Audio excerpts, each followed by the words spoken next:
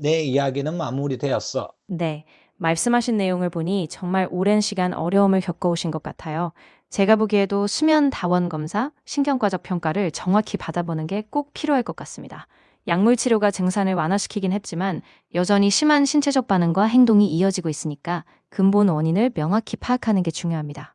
지금 이렇게 이야기 나누는 것 자체가 큰 진전이고 검사와 함께 전문적인 치료를 꾸준히 이어가면 분명히 더 나은 방향으로 나아갈 수 있을 거라고 생각합니다. 그래, 나는 가끔 꿈을 꾸면서 그 행동을 실제로 하는 내 모습을 보면 걱정이 많이 되더라고. 꿈속에서는 현실이라면 절대 하지 않을 행동도 아무렇지 않게 하는 경우가 많았거든. 혹시 나도 언젠가는 그런 위험한 행동을 하지 않을까 하는 걱정이 들기도 해. 더 나아가 예전에는 이런 생각도 했어. 혹시 내가 이중인격처럼 원래의 나는 잠들어 있고 무의식이 또 다른 나를 만들어 움직이는 것은 아닐까? 물론 지금은 약을 먹으면서 많이 좋아졌어. 어릴 때처럼 직접 걸어 다니는 일은 없었지. 그래도 내가 걱정하는 처럼 그런 일이 실제로 생기는 경우도 있는 걸까? 내 이야기는 마무리되었어. 네, 걱정이 이해가 됩니다. 다행히 약물 치료로 많이 안정된 상태이긴 하지만 네가 느낀 그 두려움은 무시할 필요가 없습니다. 현실적으로는 이중인격과 같은 의학적 진단이 자주 나타나는 것은 아니고 네가 말한 몽유병이나 수면 행동 장애 같은 상태가 위험 행동으로 이어질 수는 있지만 반드시 다중인격을 의미하지는 않습니다. 여전히 전문의와 함께 주기적으로 상태를 점검하고 불안이나 스트레스가 올라올 때 즉시 대처하는 게 중요할 것 같아요. 그래. 그 요즘은 어떤지 잘 모르겠지만 20대 중후반까지는 주변 사람들이 내가 눈을 뜨고 자는 경우가 많다고 이야기하더라고. 이빨도 많이 간다고 했고. 그리고 한 번씩 꿈인지 현실인지 구분이 안 되는 경험도 있었지. 어느 날은 내 방 베란다 밖에 어떤 여자가 서 있더라고. 베란다 밖이니 10층 호공에 그 여자가 떠 있었지. 나는 그 여자와 아주 오랫동안 이야기를 나눈 것 같아. 이야기 후반부터는 의식이 조금씩 깨어나기 시작한 것 같은데, 속으로는 내가 지금 뭐 하고 있는 거지라는 생각도 들더라고. 그러면서도 잠결에 계속 말을 했던 것 같다. 웅얼거려서 무슨 말을 했는지 잘 기억나지는 않지만 마지막에는 그 여자와 인사를 나누더라고. 마치 오랫동안 함께 있다가 헤어지는 사람처럼 말이야. 그뿐만이 아니라 꿈속에서 이상한 것들을 보고 놀라서 잠에서 깨는 일도 많았어. 잠결에 방을 보면 천장에서 긴 머리카락이 내려와 있는 것처럼 보이기도 했고, 호공에 눈알이 떠 있는 것처럼 보일 때도 있었어. 이런 것들도 수면 장애와 연관이 있다고 봐야 하는 걸까? 내 이야기는 마무리되었어. 네, 네가 말한 그런 경험들도 수면 장애와 관련이 있을 수 있습니다. 특히 꿈과 현실의 경계가 흐릿해지고 환각이나 이원성 같은 느낌을 경험하는 건 수면 마비나 환각과도 관련이 있을 수 있어. 이는 렘 수면 중에 일어나는 자연스러운 현상일 수도 있고 과도한 스트레스나 수면 부족 또는 약물과도 관련될 수 있습니다. 그러니 이런 환각이나 혼동이 반복된다면 꼭 전문의와 함께 심층적인 평가를 받아보는 게 좋을 것 같아요. 지금처럼 꾸준히 관리하면서 위험 요소를 줄이기 위해 정확한 진단을 받는 게 중요합니다.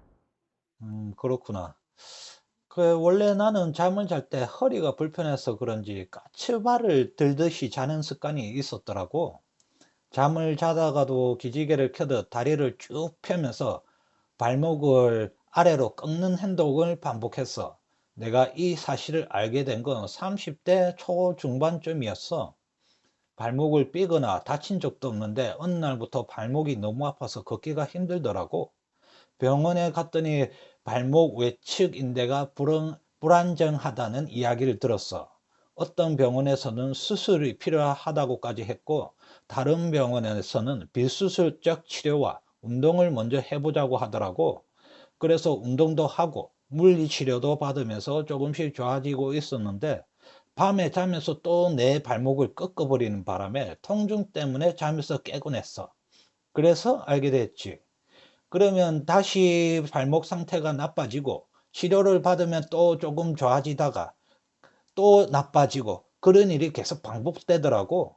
정형외과에 가서 잠을 자면서 나타나는 증상을 이야기했더니 신경과에 가보라고 했고, 신경과에서는 또 자기들 분야가 아닌 것 같다라고 하더라고. 내 이야기는 마무리되었어. 네, 정말 복잡하고 힘든 과정이었을 것 같아요. 지금 이야기한 것처럼 발목 문제와 수면 행동이 같이 반복되면 이게 단순히 신체적인 요인만이 아니라 신경학적 그리고 수면 패턴과도 연관돼 있을 수 있습니다. 그러니 정형외과, 신경과, 수면 클리닉 등 여러 전문 분야를 함께 협진해 보는 게 좋을 것 같아요.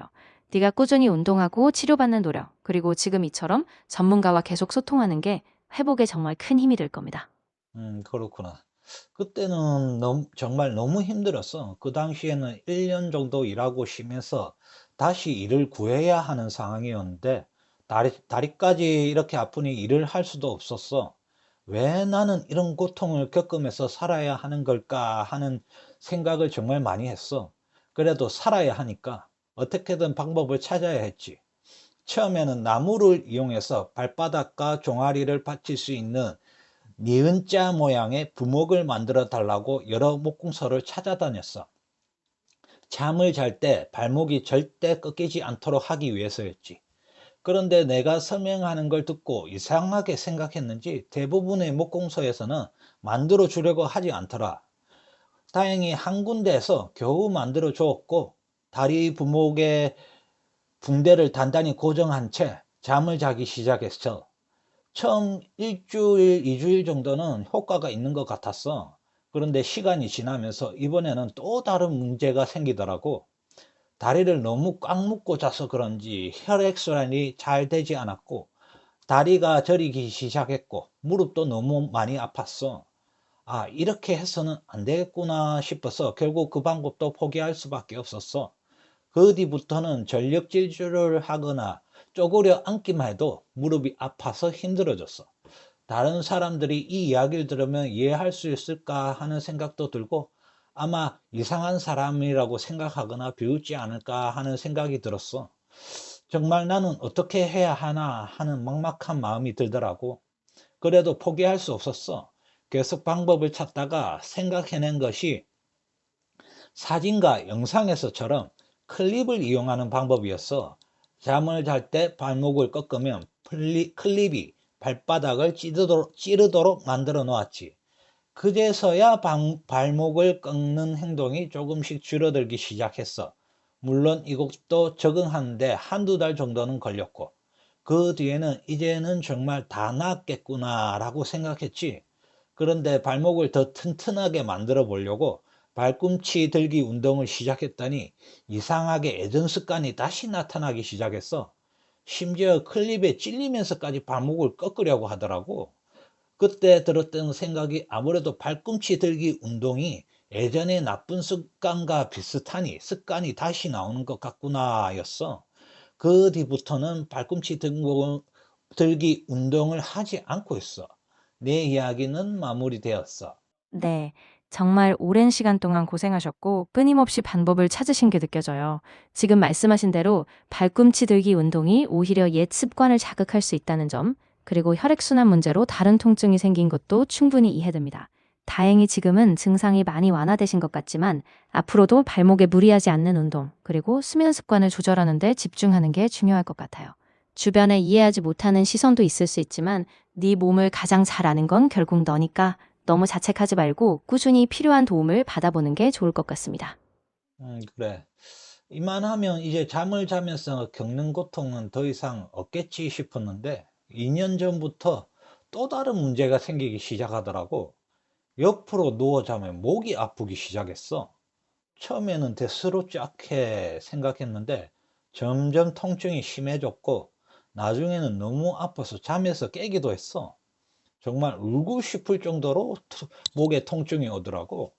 정형외과에 갔더니 목 디스크도 약간 있지만 잠을 자는 자세 때문에 생기는 문제이니 최대한 똑바로 누워 자는 방법밖에 없다고 하더라고. 아, 이제는 스스로에게도 화가 나지도 않았어. 이걸 또 어떻게 해야 하나 그 걱정부터 들었지. 그래서 왜 아픈지 나름대로 생각해 봤어. 바로 누웠을 때보다 옆으로 누웠을 때는 어깨 높이 때문에 목이 아래쪽으로 더 꺾인다는 것을 알게 되었지. 그래서 최대한 목이 바닥과 수평이 되도록 베개의 높이도 맞춰보고 여러 가지 방법을 시도했어. 조금 나아지기는 했지만 크게 도움이 되지는 않더라고. 결국 발목을 고쳤던 방법을 응용했지. 사진과 영상에서 봤듯이 옷에 클립을 넣어서 옆으로 누우면 팔이나 다리가 클립에 찔리도록 만들었어. 그러면 옆으로 누워 자다가도 다시 바로 눕게 되더라고. 이건 수면 장애와 직접적인 관계는 없는 것 같기도 하고 또 한편으로는 있는 것 같기도 한데, 너는 어떻게 생각하니? 내 이야기는 마무리되었어. 네, 말씀하신 상황 정말 힘드셨을 것 같아요. 사실 목 통증과 수면 자세의 문제는 분명 신체적인 요인이고 이것 자체로도 충분히 수면 질에 영향을 주죠. 하지만 그 과정에서 불안이나 습관화된 행동이 계속 반복되면서 정신적인 긴장이나 스트레스가 수면 패턴에 영향을 미칠 수도 있습니다. 그러니 지금처럼 꾸준히 자세를 조절하고 필요하다면 물리치료나 수면 클리닉을 통해 더 체계적으로 관리하는 게 좋을 것 같습니다. 너무 자책하지 말고 하나씩 차근차근 방법을 찾아가는 게 중요할 것 같아요. 그래, 고맙다. 나는 잠을 잘 때 여러 가지 증상이 나타나다 보니까 약을 먹는 것뿐만이 아니라 몸부림을 줄이기 위한 환경도 만들고, 잠들기 전에는 스스로에게 다짐도 하고 생각 정리도 해. 이를테면 나의 몸과 마음은 편안하고 건강하다. 이빨을 갈거나 혀와 볼살을 깨물지 않도록 하자. 발목을 꺾는 반복된 행동은 많이 좋아졌다. 최대한 발목을 꺾지 않도록 하는 환경도 만들었고, 나는 이미 알고 있다.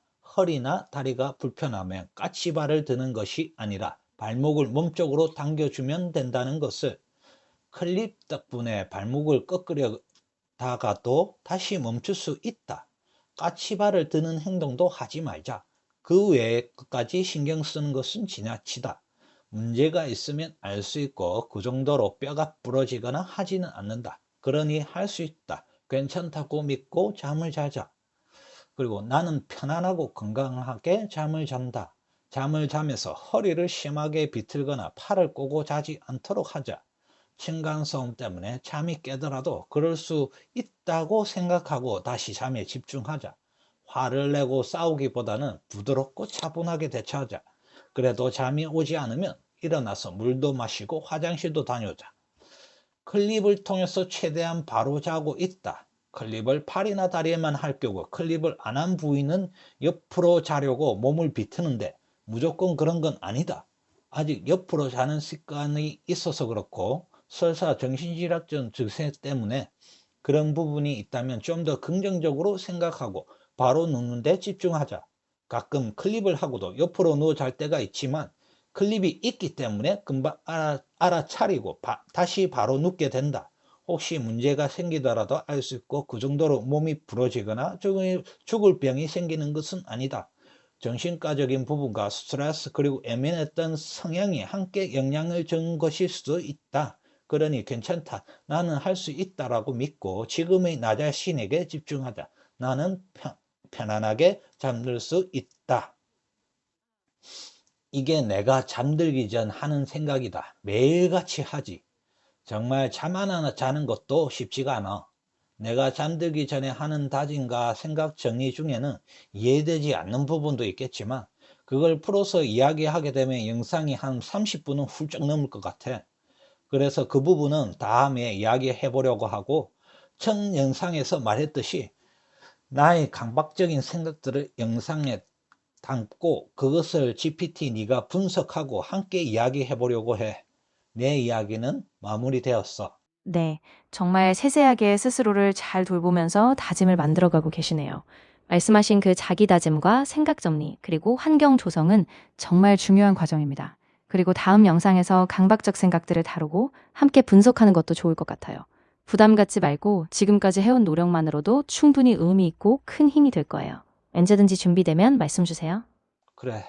잠을 잘 때 나타나는 여러 가지 증상들에 대해서 이야기해 봤는데, 하지만 나에 대해 더 이해하려면 내가 어떻게 살아왔는지를 이야기하는 것도 필요할 것 같아. 그래야 정신질환에 대해서도 조금 더 이해하기 쉬울 것이고, 나 역시 지금까지 아무에게도 하지 못했던 이야기를 하면서 스스로 위로받을 수 있을 것 같아.